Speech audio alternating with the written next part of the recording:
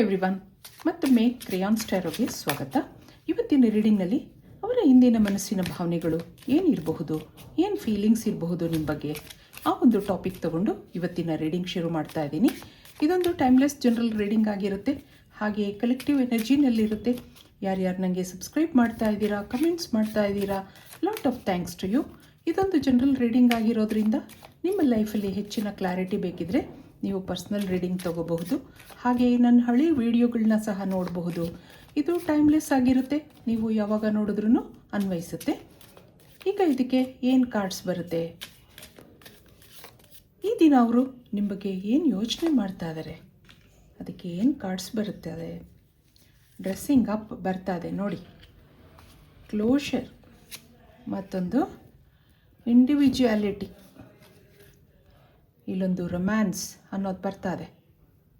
ಇಬ್ಬರು ಒಳ್ಳೆ ಫ್ರೆಂಡ್ಶಿಪ್ನಲ್ಲಿದ್ರಿ, ನಿಮ್ಮ ಮೇಲೆ ಅವ್ರಿಗೆ ರೊಮ್ಯಾಂಟಿಕ್ ಫೀಲಿಂಗ್ಸ್ ಇತ್ತು, ತುಂಬ ಚೆನ್ನಾಗಿ ನಡೀತಾ ಇದ್ದ ಈ ರಿಲೇಷನ್ಶಿಪ್ನಲ್ಲಿ ಈಗೇನೋ ಕ್ಲೋಷರ್ ಅನ್ನೋದು ಬರ್ತಾ ಇದೆ. ಏನೋ ಬ್ರೇಕಪ್ ಮಾಡ್ಕೊಂಡಿದ್ದೀರಾ, ಆದರೆ ಮನಸ್ಸು ಅದನ್ನು ಅಕ್ಸೆಪ್ಟ್ ಮಾಡ್ಕೊಳ್ಳೋಕ್ಕೆ ಈ ವ್ಯಕ್ತಿಗೆ ಇಷ್ಟ ಆಗ್ತಾ ಇಲ್ಲ. ಆಗಾಗ ನಿಮ್ಮನ್ನು ಇಂಪ್ರೆಸ್ ಮಾಡೋಕ್ಕೆ ನೋಡ್ತಾರೆ, ಚೆನ್ನಾಗಿ ಡ್ರೆಸ್ ಮಾಡ್ಕೋತಾರೆ, ನಿಮ್ಗೆ ಆಗಾಗ ಮಿಸ್ಡ್ ಕಾಲ್ ಕೊಡೋದಿದೆ, ಇಬ್ಬರಲ್ಲೂ ಆಗಾಗ ಮಾತುಕತೆಗಳಾಗ್ತಾ ಇತ್ತು. ಇಲ್ಲಿ ಇಬ್ರಿಗೂ ಈಗೋ ಇದೆ ಅನ್ನೋದಿದೆ. ಆಗಾಗ ಅವರು ನಿಮಗೆ ಹರ್ಟ್ ಮಾಡ್ತಾಯಿದ್ರು, ಒರಟಾಗಿ ಮಾತಾಡ್ತಾಯಿದ್ರು, ಅದರಿಂದ ನೀವು ದೂರ ಆಗಿದ್ದೀರಾ ಅಂತ ಅನ್ನಿಸ್ತಾ ಇದೆ. ನಿಮಗೂ ನನ್ನತನ ಬೇಕು, ನನಗೆ ರೆಸ್ಪೆಕ್ಟ್ ಕೊಡೋರು ಬೇಕು, ಹಾಗೆ ನಿಮ್ಗೆ ಅನ್ನಿಸ್ತಾ ಇತ್ತು.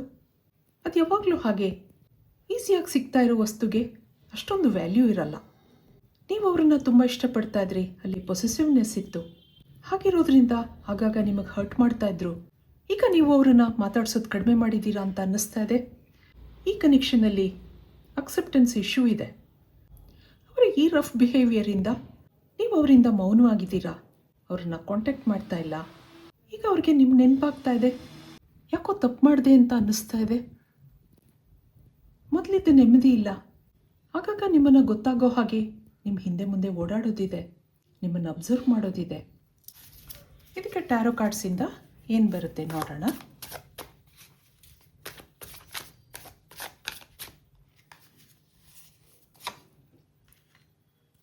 ಕಾರ್ಡ್ ನಂಬರ್ 1, ಕಾರ್ಡ್ ನಂಬರ್ 2, 3, ಹಾಗೆ 4,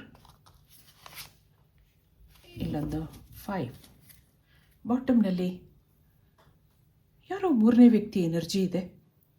ಯಾರ್ದೋ ಮಾತು ಕೇಳಿಕೊಂಡು ಆಗಾಗ ನಿಮಗೆ ಹರ್ಟ್ ಮಾಡ್ತಾಯಿದ್ರು, ನಿಮಗೆ ಸರಿಯಾಗಿ ಟೈಮ್ ಕೊಡ್ತಾ ಇರಲಿಲ್ಲ, ನಿಮ್ಮನ್ನು ಅವಾಯ್ಡ್ ಮಾಡ್ತಾಯಿದ್ರು, ನಿಮ್ಮ ಕಾಲ್ಗಳಿಗೆ ಮೆಸೇಜ್ಗಳಿಗೆ ಸರಿಯಾಗಿ ರೆಸ್ಪಾನ್ಸ್ ಮಾಡ್ತಾ ಇರಲಿಲ್ಲ. ಅದರಿಂದ ನಿಮಗೆ ಸಿಟ್ಟಿದೆ, ನಿಮಗೂ ಏನೋ ಅನುಮಾನಗಳಿದೆ, ಅವ್ರಿಗೆ ಯಾರೋ ಹೇಳ್ಕೊಡ್ತಾ ಇದ್ದಾರೆ ಅನ್ನೋ ಅನುಮಾನಗಳಿದೆ. ಇಲ್ಲಿ ಮುಂದೆ ಏನಿದೆ ನೋಡೋಣ. ನೀವು ಅವರನ್ನು ತುಂಬ ಇಷ್ಟಪಡ್ತಾ ಇದ್ರಿ, ಆದರೆ ಅವ್ರ ಬಿಹೇವಿಯರಿಂದ ನಿಮಗೇನೂ ಮಾಡಲಾರ್ದಂಥ ಪರಿಸ್ಥಿತಿ ಇದೆ. ಆಗಾಗ ನೆಗೆಟಿವ್ ಫೀಲಿಂಗ್ಸ್ ಬರ್ತಾ ಇರುತ್ತೆ. ಇಲ್ಲಿ ಅವ್ರ ಮೇಲೆ ನಿಮಗೆ ನೆಗೆಟಿವ್ ಫೀಲಿಂಗ್ಸ್ಗಿಂತ ಪಾಸಿಟಿವ್ ಫೀಲಿಂಗ್ಸೇ ಜಾಸ್ತಿ ಕಾಣ್ತಾ ಇದೆ. ಕೆಲವರು ಇಲ್ಲಿ ಮದುವೆ ಆಗಿರೋರು ಇದ್ದೀರಾ, ಇನ್ನು ಕೆಲವರು ಮುಂದೆ ಮದುವೆ ಮಾಡ್ಕೋಬೇಕು ಅಂತ ಅಂದ್ಕೊಂಡಿದ್ದೀರಾ, ಕಾಯ್ತಾ ಇದ್ದೀರಾ. ಆದರೆ ಈ ವ್ಯಕ್ತಿ ಯಾಕೋ ನಿಮಗೆ ಅಂಥ ರೆಸ್ಪೆಕ್ಟ್ ಕೊಡ್ತಾ ಇಲ್ಲ, ಈಗೋ ಇದೆ, ಹಾಗೆ ಅಟ್ರಾಕ್ಟಿವ್ ನೇಚರ್ ಇದೆ. ಅದರಿಂದನೇ ನೀವು ಅವರನ್ನು ಮರೆಯೋಕ್ಕಾಗ್ತಾ ಇಲ್ಲ. ಆದರೆ ಈಗ ಸೈಲೆಂಟ್ ಆಗಿದ್ದೀರಾ, ಎಲ್ಲದಕ್ಕೂ ಒಂದು ಮಿತಿ ಇರುತ್ತೆ, ಹಾಗೆ ನೀವು ಯೋಚನೆ ಮಾಡೋದಿದೆ. ಈಗ ನೀವು ಮೌನವಾಗಿದ್ದೀರಾ ಸರಿ, ಆದರೆ ಮನಸ್ಸಿಂದ ಅವ್ರನ್ನ ದೂರ ಮಾಡ್ಕೊಂಡಿಲ್ಲ. ಸ್ವಲ್ಪ ದಿನ ಸುಮ್ಮನೆ ಇದ್ದರೆ ಎಲ್ಲ ಸರಿಯಾಗುತ್ತೆ ಹಾಗೆ ನೀವು ಅಂದ್ಕೊಂಡಿದ್ದೀರಾ. ಯಾಕೆಂದರೆ ತುಂಬ ದಿನದಿಂದ ಆ ವ್ಯಕ್ತಿನ ನೀವು ನೋಡಿದ್ದೀರಾ, ಅವ್ರ ಸ್ವಭಾವದ ಪರಿಚಯ ನಿಮಗೆ ಚೆನ್ನಾಗಿದೆ. ಪ್ರತಿ ಸರಿ ಯಾವಾಗ್ಲೂ ನೀವೇ ಅವ್ರನ್ನ ಕಾಂಟ್ಯಾಕ್ಟ್ ಮಾಡ್ತಾಯಿದ್ರಿ, ಈ ಸರಿ ಸೈಲೆಂಟ್ ಆಗಿದ್ದೀರಾ. ಆದರೆ ಮನಸ್ಸಲ್ಲಿ 108 ಭಾವನೆಗಳಿದೆ. ಅವರು ಒಂದು ಕಾಲ್ಗೆ, ಅವ್ರ ಮೆಸೇಜ್ಗೆ ಮನಸ್ಸು ಕರಗುತ್ತೆ ನಿಮಗೆ. ಇಬ್ಬರಲ್ಲೂ ಡೀಪ್ ಫೀಲಿಂಗ್ಸ್ ಇದೆ, ಅಲ್ಲಿ ಆಗಾಗ ಅಪ್ಸ್ ಆ್ಯಂಡ್ ಡೌನ್ಸ್ ಇದೆ. ಈಗ ಸ್ವಲ್ಪ ಜಾಸ್ತಿ ಗ್ಯಾಪ್ ಇದೆ ಅಂತ ಅನ್ನಿಸ್ತಾ ಇದೆ. ಅವರ ರಫ್ ಬಿಹೇವಿಯರಿಂದ ನಿಮ್ಮಲ್ಲಿ ಚೇಂಜಸ್ ಆಗಿದೆ, ನಿಮ್ಮಲ್ಲಿ ಬದಲಾವಣೆ ಆಗಿದೆ.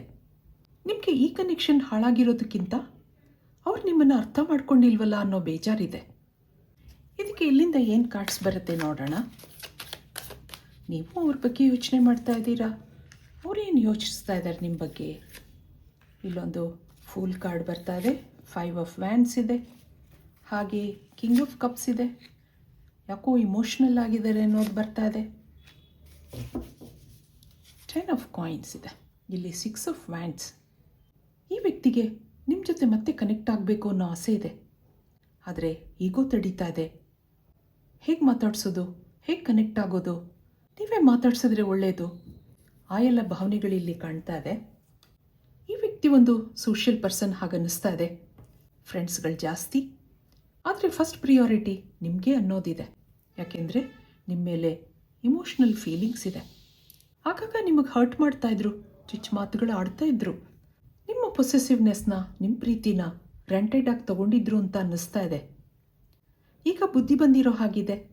ಈ ಎಲ್ಲ ಮಿಸ್ಅಂಡರ್ಸ್ಟ್ಯಾಂಡಿಂಗ್ಸ್ನ ಎಂಡ್ ಮಾಡಬೇಕು ಅನ್ನೋ ಮನಸ್ಸಾಗ್ತಾ ಇದೆ. ನಿಮಗೆ ನಂಬರ್ 1, 5 ಹಾಗೆ 9 ನಂಬರ್ಸ್ ಪ್ರಾಮಿನೆಂಟ್ ಆಗಿ ಬರ್ತಾ ಇದೆ. ನೀವು ಕಾಂಪ್ರಮೈಸ್ ಮಾಡ್ಕೊಳ್ಳೋಕ್ಕೆ ಕಾಯ್ತಾ ಇದ್ದೀರಾ ಅನ್ನೋದು ಅವ್ರಿಗೆ ಚೆನ್ನಾಗಿ ಗೊತ್ತಿದೆ. ಆದ್ರೂ ತಾನಾಗಿ ಮಾತಾಡಿಸೋ ಪ್ರಯತ್ನ ಇಲ್ಲ. ನಿಮ್ಮನ್ನು ಅಟ್ರ್ಯಾಕ್ಟ್ ಮಾಡೋದು ಅಥವಾ ಬೇರೆ ಯಾರ ಜೊತೆನಾದರೂ ಮಾತಾಡೋದು ಹಾಗೆಲ್ಲ ಮಾಡಿ ನಿಮ್ಮ ಗಮನ ಸೆಳೆಯೋಕೆ ನೋಡ್ತಾ ಇದ್ದಾರೆ. ನೀವು ಮಾತ್ರ ಇದು ಯಾವುದಕ್ಕೂ ತಲೆ ಕೆಡಿಸ್ಕೊಂಡಿಲ್ಲ ಅನ್ನೋದಿದೆ. ಇದಕ್ಕೆ ಯೂನಿವರ್ಸಿಂದ ಏನು ಕಾರ್ಡ್ಸ್ ಬರುತ್ತೆ ನೋಡೋಣ. ಇದು ನಿಮ್ಗೇನು ಗೈಡೆನ್ಸ್ ಕೊಡುತ್ತೆ. ಹೌದು, ಸ್ವಲ್ಪ ದಿನದಿಂದ ಇಬ್ಬರು ಒಳ್ಳೆ ರಿಲೇಷನ್ಶಿಪ್ನಲ್ಲಿದ್ರಿ.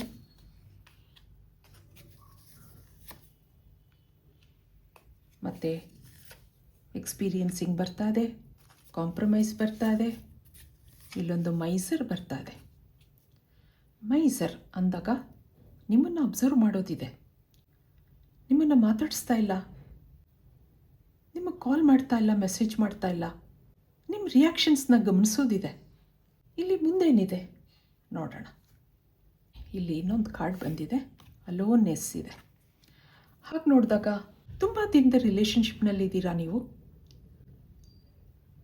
ಆದರೆ ಇಲ್ಲಿ ಯಾವುದೋ 3ನೇ ವ್ಯಕ್ತಿಗೋಸ್ಕರ ನಿಮ್ಮಿಬ್ಬರ ಮಧ್ಯೆ ಆಗಾಗ ಜಗಳಗಳಾಗ್ತಾ ಇತ್ತು. ಅವ್ರು ನಿಮಗೆ ತುಂಬ ಒರಟಾಗಿ ಮಾತಾಡ್ತಾ ಇದ್ರು.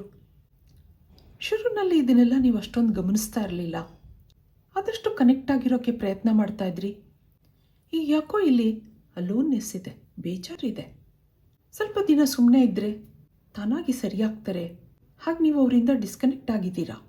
ಅವರು ಇದನ್ನು ನಿಜವಾಗ್ಲೂ ಬ್ರೇಕಪ್ ಅಂದ್ಕೊಂಡಿದ್ದಾರೆ. ನಿಮ್ಮನ್ನು ಅಬ್ಸರ್ವ್ ಮಾಡೋದಿದೆ, ಮತ್ತೆ ಕಾಂಪ್ರಮೈಸ್ ಮಾಡ್ಕೋಬೇಕು ಅನ್ನೋ ಮನಸ್ಸಾಗ್ತಾ ಇದೆ. ನಿಮ್ಮ ಜೊತೆ ಕಳೆದಂಥ ಕ್ಷಣಗಳು, ಆ ದಿನಗಳನ್ನ ಮನಸ್ಸು ಮತ್ತೆ ಹುಡುಕ್ತಾ ಇದೆ. ನೀವೊಂದು ಸೌಮ್ಯ ಸ್ವಭಾವದ ವ್ಯಕ್ತಿ ಹಾಗನ್ಸುತ್ತೆ. ಒಂದ್ಸರಿ ಯಾರನ್ನಾದ್ರೂ ಇಷ್ಟಪಟ್ಟರೆ ಕೊನೆ ತನಕ ಅದನ್ನು ನಡೆಸ್ಕೊಂಡು ಹೋಗ್ತೀರಾ. ಆದರೆ ಈ ವ್ಯಕ್ತಿ ಹಾಗಲ್ಲ. ಅವ್ರ ಮನಸ್ಸಲ್ಲಿ ನೀವಿದ್ರೂ ಏನೋ ಪ್ಲೇಫುಲ್ನೆಸ್ ಇತ್ತು, ಅಂಥ ಸೀರಿಯಸ್ನೆಸ್ ಇರಲಿಲ್ಲ. ಹಾಗಾಗಿ ಅವರ ಈ ವರ್ತನೆ ನಿಮಗೆ ಬೇಜಾರಾಗ್ತಾ ಇತ್ತು.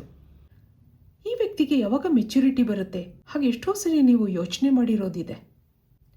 ಆದರೆ ಮುಂದೆ ನೀವಿಬ್ಬರು ಕಾಂಪ್ರಮೈಸ್ ಆಗ್ತೀರಾ ಅನ್ನೋದು ಬರ್ತಾ ಇದೆ. ಇದಕ್ಕೆ ಇಲ್ಲಿಂದ ಏನು ಕಾರ್ಡ್ಸ್ ಬರುತ್ತೆ ನೋಡೋಣ. Final cards, final messages. ಇಲ್ಲಿ ಕಂಪ್ಯಾಷನ್ ಬರ್ತಾ ಇದೆ, ನಿಮ್ಮ ಮೇಲೆ ಪ್ರೀತಿ ಇದೆ.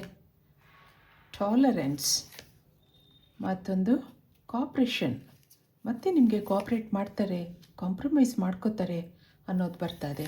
ಯುನಿಟಿ ಬರ್ತಾ ಇದೆ. ಎಕ್ಸ್ಪ್ರೆಷನ್, ಇಲ್ಲೊಂದು ಗ್ರ್ಯಾಟಿಟ್ಯೂಡ್. ನೀವು ಅವರಿಂದ ದೂರ ಆಗಿದ್ರೂ ಮ್ಯಾನಿಫೆಸ್ಟ್ ಮಾಡ್ಕೊಳ್ಳೋದಿದೆ, ದೇವ್ರಿಗೆ ಬೇಡ್ಕೊಳ್ಳೋದಿದೆ, ಮುಂದೆ ದೇವ್ರಿಗೆ ಗ್ರ್ಯಾಟಿಟ್ಯೂಡ್ ಹೇಳ್ತೀರಾ ಅನ್ನೋದಿದೆ.